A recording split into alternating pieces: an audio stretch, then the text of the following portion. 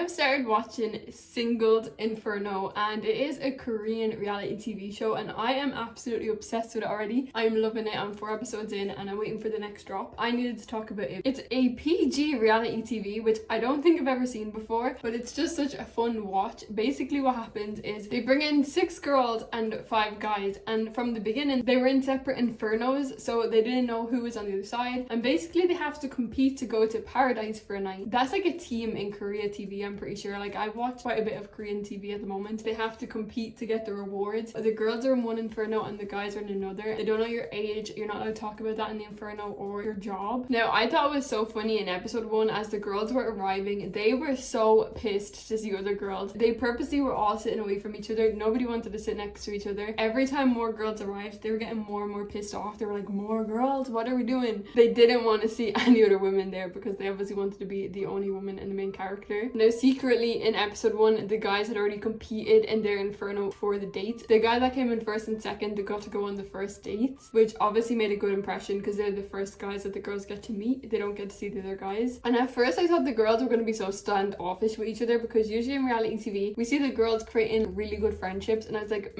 these girls are not even going to talk to each other, never mind making friendships. They eventually did. So excuse me if I completely mash up the names. I'm going to try, but because I have a different accent it probably will sound really weird. The guy that came in first place was Jun Cho, and when he came in, Yoojin, she just kept smiling, and it worked for Jun Cho. He actually took her on the first date. I thought Yoojin kept thinking about other guys. She was like, I can't wait to meet the other guys and see what they're all like. So she wasn't exactly in there with Jun Cho. Because she was already thinking about the other guys, I honestly just don't think it's going to go anywhere between them two. The guy that came in second place was Jong Soo. He actually picked Cyan, who is our main character. She is absolutely the main character in there. All of the guys want to get to know her. From the first day, like literally off the bat, first day in paradise, first date, Jong Soo and Cyan were so cute. Like, I think she is already in love with him from the first day. They just instantly clicked with each other, and he's very nurturing. He kept taking care of her when she was sick, cutting up her food and making sure that everything was perfect for her. She didn't have to lift a finger. And they were already talking about spending more days with each other in paradise, so it was off to a really good start. Cyan was absolutely infatuated with him from day one. One thing I really love is that there is a panel after almost every scene. They basically are watching it just like us, so it's almost like a live reaction as you're watching it. It's very engaging for the audience to hear other people's opinions while you're watching it. Now, from episode 2 we get to be introduced more to the guys, and honestly Theo is such a character. He is hilarious. He's not like any of the other guys. He's just unapologetically himself. We did learn that he's trying to become an actress in America. I guess that kind of makes sense as to why he's not really like the other guys, because he's trying to have that American personality about him. Wouldn't it be so funny though if they start introducing people like Theo to Perfect Match? Well, when the first date, boy and girls, came back, they sent the girls over to the boys and they sent the boys over to the girls, and that, just think about it, the guys had to go back and spend time with the girls they didn't pick. That is actually just such an awkward situation. It's like, I didn't pick you, but let's go on a date and see if we actually like each other after I didn't pick you. But we did see, as soon as Cyan was separated from Jong Soo, she was already thinking about how he is going to be a boyfriend material and that she really actually likes him. She couldn't get him off her mind. On the other hand, Yoojin was absolutely ready to get to know the next guy, as I expected. Each of the camps had to all date each other then and choose the next paradise date. Like I said, our main character for the women is Cyan, and she got chosen by Theo to go on a date. Well, they chose each other, and honestly now I'm starting to think that Cyan is just good at getting the guys and good at reeling them in. She could also end up with Theo. They seem good together too. Despite how quick her and Jong Soo got together, I like her with Theo. They're just more fun and flirty. She was more serious on the other dates, whereas with Theo she was more relaxed and almost being more herself. Then on the other side, at the girls' camps, Jun So surprisingly picked Min Sol, and I didn't think he was going to pick her, and Hyung Hoo picked Haejin. That's the 2 guys already going on to paradise again. They're fast movers. They've already been in paradise twice with 2 different girls. Now, Haeyeon was left by herself, and I am actually annoyed that she was left by herself, because from episode 1 I just thought she was so beautiful. I thought she was one of the prettiest girls there, and they left her behind. Like, nobody picked her, and she was literally left in Inferno by herself overnight. And I honestly thought Jun So was gonna pick her. Their date seemed really good, but he ended up picking Min Sol, and he said it's because she was more authentic. He felt like she was just being herself, whereas Jiyeon was being more overly flirty, and he thought she was just trying to get picked for the date and didn't actually want to get to to know him. Junso is just such a chill guy. He does not want any fakeness, anything over the top. He just wants to relax, no bad vibes. One thing that I found very interesting is the men have to give permission to drop the honorifics, and I tried googling it, and it obviously says it's when you're older than someone and when you're younger than someone, and a man and woman, they have to like have a barrier until they give permission to drop that. If you know more information on that, let me know down below because I want to understand it more. The panelists seem to have an issue, including Minsol had an issue with the way Junso was talking to the women, and I didn't pick up on that either. They were saying that he's too blunt and Gen Z, but I actually didn't really see what the issue was with the way he was talking. I don't know if it was the translation in the subtitles that got lost, because I feel like if he was talking differently to everybody else, I would have picked up on it, but I didn't exactly see what he was saying that was wrong. Day 3, we seen the Infernos get merged, and that's when shit went down. It kind of just brought everything together and jumbled it up and reset everything. It was actually really good to see, and that's where I really got sucked in. As they came back though, you could see that Cyan definitely likes Jungsu more than Theo. I honestly feel a little bit bad for Theo, but he is such a clown that he needs to let down his walls and let us see the real him. Surprisingly though, Yujin actually seemed really pissed that Junso was with another girl, and her way of showing that she was pissed is by not talking to him, so now he thinks that she's just not interested in him. We did see though Yujin and Minsol both said they were entrained by each other and they didn't take either of them as a threat to the other, which is interesting because you both are going for the same guy. When we seen all of the girls kind of talking to each other and figuring out each other's dates, it seems like Cyan and Haijin had the exact same experience with Jungsu, so it will be so interesting to see how he acts towards both of them when they're in the same setting. We did see straight away Theo was serving up Cyan's food. He was giving her all of the meat, and that is a telltale sign. If the guy is serving you food and he's giving you all of the protein, he obviously likes you. After Theo was helping her, Jungsu went straight to helping Cyan, helping her go up the steps, seasoning her food for her. It was very obvious who he was going to put all his energy into. Her Theo was just onlooking all of it. I feel like he's putting all of his heart into Cyan. Now the girls had to do a challenge, and Cyan actually won the challenge and got to have a dessert date. It wasn't paradise this time, they just got to go on a date in the Inferno, and she actually picked Jungsu. What is their infatuation with this guy? I have nicknamed him Tarzan because he is shorter than all the rest, he's athletic and he's got the long hair, but what is actually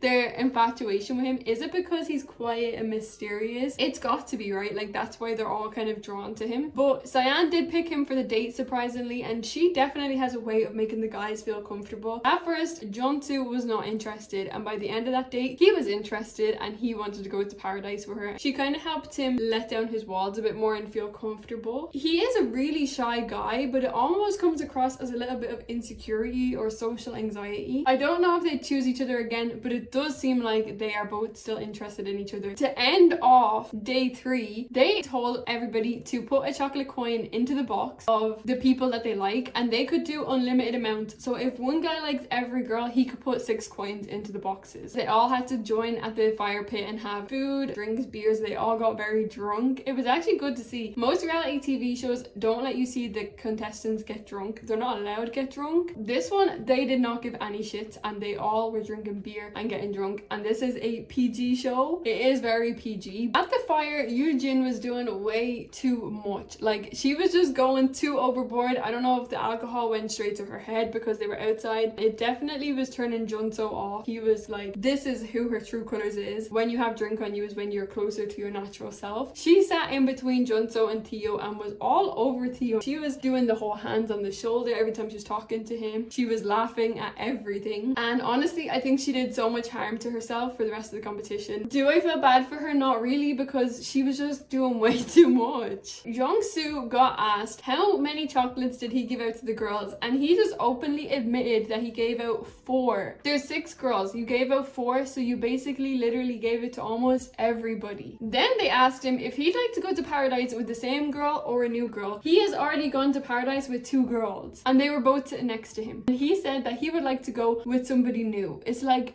brother, what are you doing? And then they asked him who he would like to go with. Now they were playing true or shot. He did not have to answer any of these questions. He could have just drank. He admitted that he wants to go to paradise with Yujin, pissing off the 2 girls that was sitting right next to him, but at least somebody's going to be interested in Yujin after this, because I don't think her guys will be. Obviously, because he pissed his 2 girls off, when they asked Cyan who was her number 1, she said her heart is with Theo, and I really hope that she's not just lying anything to hurt Jongsu because that would hurt Theo. Do you know what I mean? It's the same way Hyejin says she doesn't like people like Jongsu because he's just gonna keep leading people on. I hope Sayan is not doing that to Theo to hurt Jongsu. But then Jongsu did take Sayan to talk in private. He told her he just didn't want to come off strong in public in front of them all. He didn't want to show himself off in front of everybody at the fire pit. So he did tell her that she's number one. His reasoning is understandable, but you didn't have to embarrass her like that. You could have drank. Sayan didn't say anything about her choices when they were speaking privately. She did just keep saying that she had a lot of fun in paradise with Theo. But then she did go and speak to Theo privately, and it was such a nice conversation. We got to see a little bit more of the real side of Theo, and he does really seem to like her. He's not going to give any time to any of the other girls unless Sayan shuts him down. She doesn't seem like the girl that's going to do that. I do just really hope that she's not leading him on because he is really spilling his heart to her. She told him like it feels like it's not authentic because you did it so fast, and he's like, I'm just that person. I tell people how I feel straight away. I wear my heart on my sleeve, and I'm sorry if it comes off too much. I am excited to see where they go, but because Sayan has every guy after her in there, I don't know if she's going to settle on day 3. After the fire pit, to round it all up, we know that Jongsu and Yoojin have basically left themselves with no options, maybe except each other. Everything that happened at that fire pit completely messed everything up, because even Minseo told the whole group she would go to paradise again with Jongsu, and Jongsu basically said he'd pick somebody new, and he was also in paradise with 2 other girls. Minseo was visibly upset. Honestly, Jongsu doesn't seem to care. He was more kind of hung up on the fact that Yoojin was all over Theo. Yoojin ended her night with going on the swing by herself and screaming about how much fun she was having, and that totally just turned the guys off. I literally had my hands on my face watching that scene because she was embarrassing herself. And the last people that we see and then that we have not spoke about is Dongho, who was actually Yoojin's second option, and he has also realized after the fire pit he's not interested in her and he wants to focus on Aaron. Now Aaron also let everybody know at the fire pit that she only gave 1 chocolate and it was to Dongho. When he was asked the same question, he just drank. Now after a private conversation, he is closing herself off to her. And finally, we actually have somebody that is showing interest in Jowon, Taewon. That guy has been a little bit strange. He is just being so awkward with all of the girls, and it's good to also see him come out of his shell. He's being stiff as a board and barely saying anything to anybody with his walls completely up. It's good to see him actually letting his walls down. I guess this is how he is when he actually likes somebody. He did say he was confused to see why a beautiful girl was left by herself. I'm glad that somebody is there for both of them. We ended these 4 episodes with a shock twist. All of the girls were sent to paradise and 3 guys entered, and these guys were not like anybody that was on the island, and they were told only one of them will actually be returning. So the girls had to speed date all of these guys, and then only one of them was coming back. I'm interested to know who is coming back, and it also looks like from the preview we're getting another girl. I thought the point of bringing a guy was to balance everything out, and now you're bringing another girl, it's going to be off balance again. I guess people are also going to get eliminated, right? Like they're not going to just keep continuing like this. I've never watched the show before. I know this is season 3. I'm completely out of the loop of what's going to happen next, but it seems like there's a lot of twists compared to the previous seasons, and when this one is over I might watch the other seasons. Let me know if you're watching Singles Inferno, and if you're not, you should, because it is actually so different to everything I've watched before, and I'm loving it. I'm absolutely loving it. Let me know your thoughts and let me know who your favorites are. Don't forget to subscribe, and I will be back when they drop more episodes.